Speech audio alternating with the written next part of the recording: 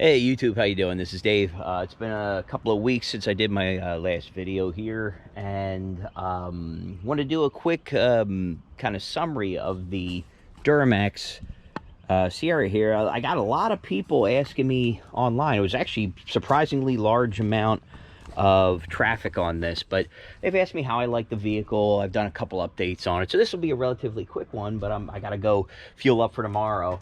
But overall, I love the truck. I haven't had a single real big problem with it, knock on wood, other than a couple stupid things. And main thing being this, like the way that they designed these, I'm assuming that they did it so that it was easy for people to swap them in and out off the vehicle. But turns I lost the M a few months back. Luckily, somebody I work with was able to replace it, had the front grille, had just the black and silver, and was able to get that for me. So I took the M off and replaced that. And then I noticed like a day later, the C was coming off as well. And it's like, it's hard to see. And I apologize if getting real in, you could see my goofy reflection. There's a bit of a gap there. This is kind of poked out a little bit. What I ended up doing is siliconing. There's these little clips that snap over the back of it, and it's top and bottom, and there's like a smaller section. I actually took silicone, just black RTV, and built it up on there. And then when it cured, it pushed it out a little. Then I ended up shoving it back in. It seems to be holding pretty well, but it's kind of ridiculous that's what I got to do to get it to stay on. So far, it's been working, but other than that, I've been extremely happy. So let's get her fired up. Let's head and get some fuel for tomorrow, because I'm starting my normal week where I'm driving 210 miles a day, guys. So let's get going. Alrighty, so we are in the Sierra. We're on our way to pick up some diesel. I'm just giving her a little bit of a run so I can talk to you fine folks here. But to answer, I've been getting a lot of action on one particular video. I'm surprised. The truck seems to be getting a lot of attention lately. I realize I haven't done a lot of SS videos other than the recent suspension overhauls, but I'm getting to the point where I'm going to be taking that over, getting the alignment done, and then we'll actually get it back to the track. But focusing on the Sierra, you know, I have no complaints about it, and you know, knock on wood, like I said, maybe I got a good one. But the one thing I can say that I do that's probably a little different than most folks is I actually you know, I put a lot of mileage on this thing. I got it in, well, not a huge amount. I'm not like the crazy people who are doing like 10,000 a month, but like I've got 10,352 miles on it since I bought it in January. And that's usually, I attribute that to 2 to 3 times a week driving 210 miles round trip to work down in Maryland. So kind of just get into a groove.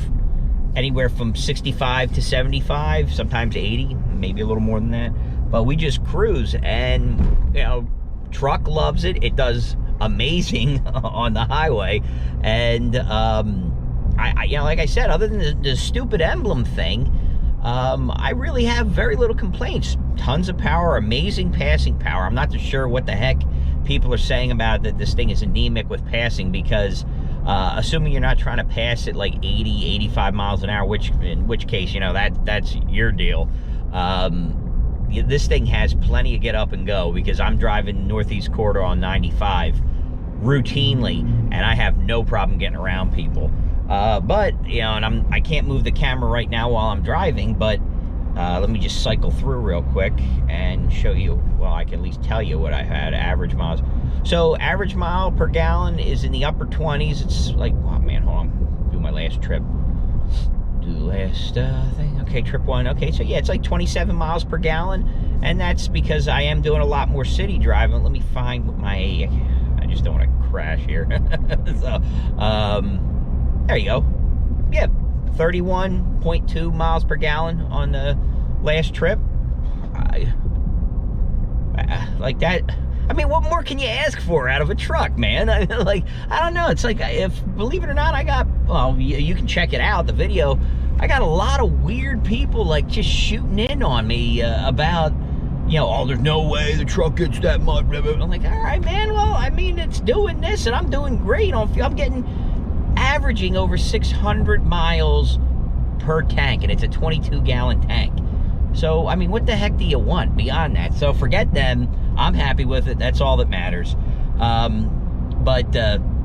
Yeah, like this, I'm going to be towing with it pretty heavily with the SS on the back pretty soon. So we'll get to see how it really does. I hear a lot of people talking about adding like the helper spring bags and stuff like that on it. I'm, at this point, I'm used to towing without any of that stuff. So we'll see if it really needs it. But I mean, at this point, I'm not real interested in throwing anything extra on. So getting back into the things that I've noticed about the truck, any like oddities, any weird errors. I haven't had any errors or anything like that I've had to deal with with the truck since ownership. Granted, I've only had it about 4 or 5 months now. The one thing I have that's been a little weird, and I'm not sure, like I mentioned this before, possibly about having the injectors basically not remapped, but like reprogrammed, relearned.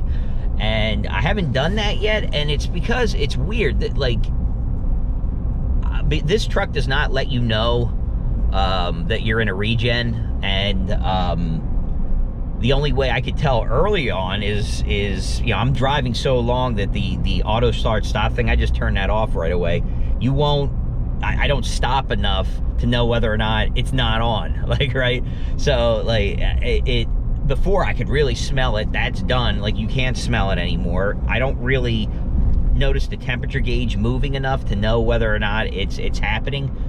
So I think I need to get a gauge, because occasionally it gets loud, and loud in a weird way. Like it'll do it for several days. You can kind of hear, and I can't tell if it's actually rattling, like detonating, knocking, or it's something with the variable pitch turbo that's making the weird noise. But I can't replicate, but it's like a, and it's not, it kind of sounds like knocking, but not really, because it doesn't do it all the time.